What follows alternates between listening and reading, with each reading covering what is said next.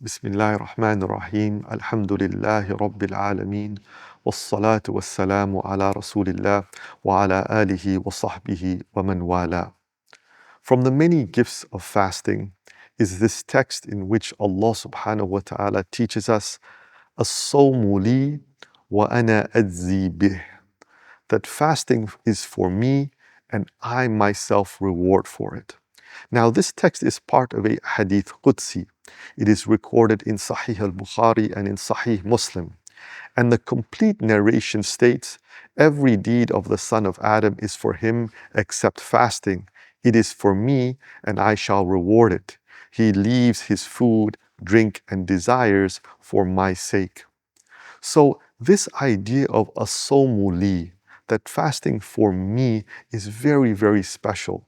And there are many ways in which we can understand how fasting is meant to be only for Allah subhanahu wa ta'ala. Fasting is hidden. No one sees that we're in that state of fasting. Fasting is continuous throughout the day.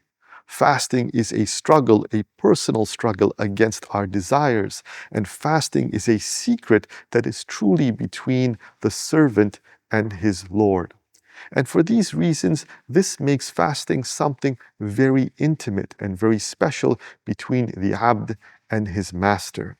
And at the same time, Allah subhanahu wa ta'ala says, وَأَنَا أَجْزِي بِهِ, speaking to us and telling us that really through this very personal act of fasting, Allah is the one who gives that reward.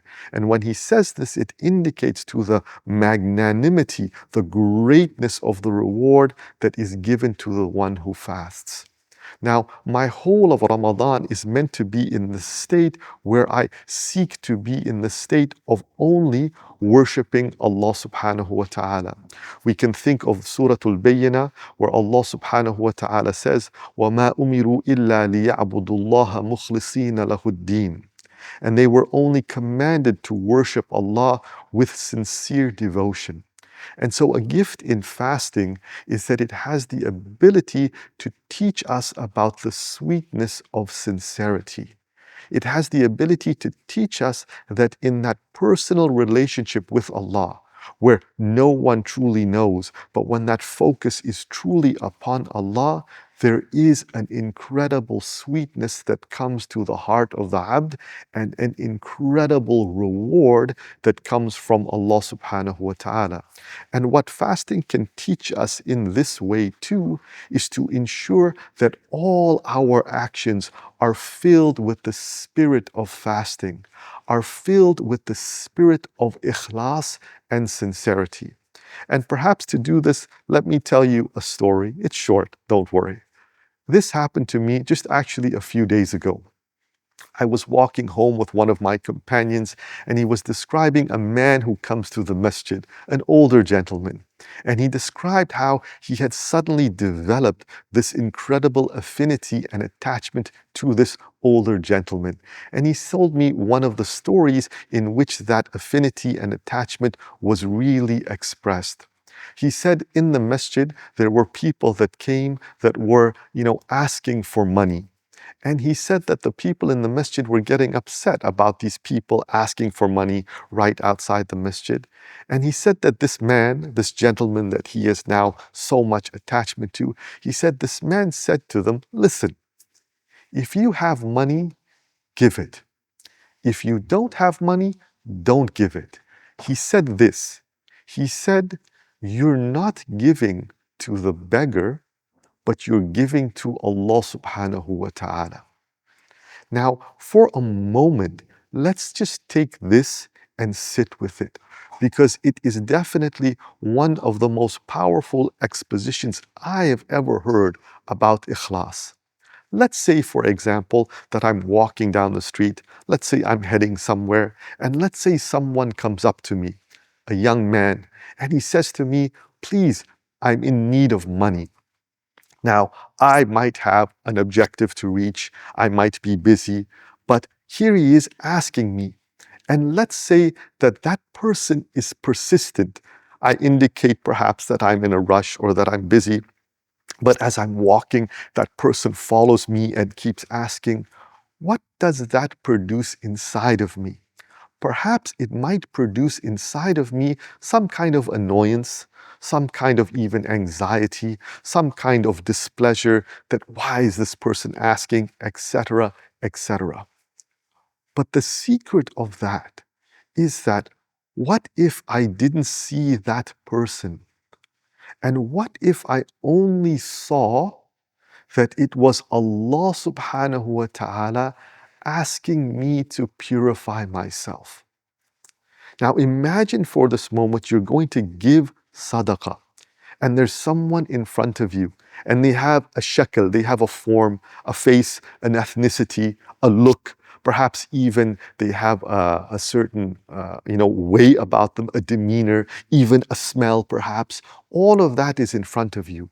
Now imagine as they ask you for money, all of that disappears. And as it disappears, all you see in your mind's heart, in the heart of your mind, in your heart, is you see that it is Allah subhanahu wa ta'ala telling you or seeking from you that you give in charity. Now imagine the difference of handing over some money to a beggar, the likes of which you see only his form, versus handing over some money to a beggar but not seeing his form and only seeing that it is your Lord seeking from you that you give of your wealth. If I were to truly feel that inside of me, in the giving of that money, I would feel what? Humility, thankfulness, appreciation that Allah has chosen me for an act of cleansing, humility in that knowing that this isn't really my money, you gave it to me, Ya Allah. And so it's not really anything that I'm doing, but you're honoring me by allowing me to have money that I can give in charity. You see, what happened is that you didn't see the beggar, but rather you gave to Allah subhanahu wa ta'ala. Now imagine every act that I do. Remember that in our daily acts, we're constantly giving. I'm giving in time. In a specific moment of time, I'm giving an act of salah. I'm giving an act of salam to someone. I'm performing an act of walking to the market. Imagine in each of those acts, I remembered inside of me that I'm giving that act to Allah subhanahu wa ta'ala. Imagine that as I walk to buy groceries, I'm not buying groceries for my family, but rather it is an act that I'm giving to Allah. What would that change? I would really have a total, perhaps different worldview. I might think to myself, oh Allah, accept it from me. Oh Allah, you're allowing me to walk to the store. Thank you for that. Oh Allah, you've given me money. Thank you for that. Oh Allah, thank you for allowing me to be of service to my family, as opposed to perhaps looking at it as a chore and as a task. Let's say that I am reading my salah and I'm reading Al-Fatiha. Imagine for a moment that it's not the focus is on the ada of the words, but the focus is that that Fatiha is being gifted to Allah. How can I gift that Fatiha to Allah while my heart is somewhere else? Every act that I do is a gift. But the type of gift that that act is will depend on what is inside of me. And at every moment of my life, the more I can recognize that I am doing and gifting these acts to Allah, the more special, beautiful those acts will become, because they are infused with ikhlās and sincerity. So as I fast, and as I do so in private, and as I ask Allah for the reward of that, and as I go about my fasting in such a way that I'm trying to make it only for Allah, When I begin my fast, I make that intention for you, Ya Allah.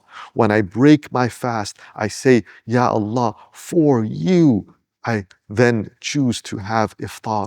All of that is this training in ikhlas, this training that all of me should only be for Allah. And so from the gifts that Ramadan can give us is to teach us to not see creation in our acts, and to see that when we perform things, these are actually gifts that we're giving not to other people, not to my employer, but rather these are gifts that I'm giving to Allah, and I wish and I would want that they're infused with all forms of beautiful akhlaq, of humility, of shukr, and of thanks.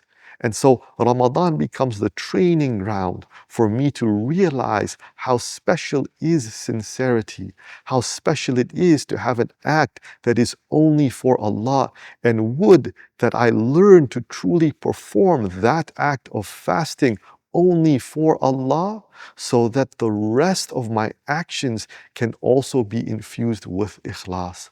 For how beautiful would it be to live a life where every act is done only for Allah's pleasure and done only in the most beautiful of ways, the ways in which our Master, Sayyiduna Muhammad sallallahu alayhi wasallam, performed them. I ask Allah that He allow us to truly feel the specialness of Ramadan, to truly connect with it in the ikhlas that it builds inside of us when done properly, and to truly allow us to become people whose all actions, all movements, all sitting still, all speaking, all quietude becomes only for Allah. Jazakumullahu khairan. Wassalamu alaikum wa rahmatullahi ta'ala wa barakatuh.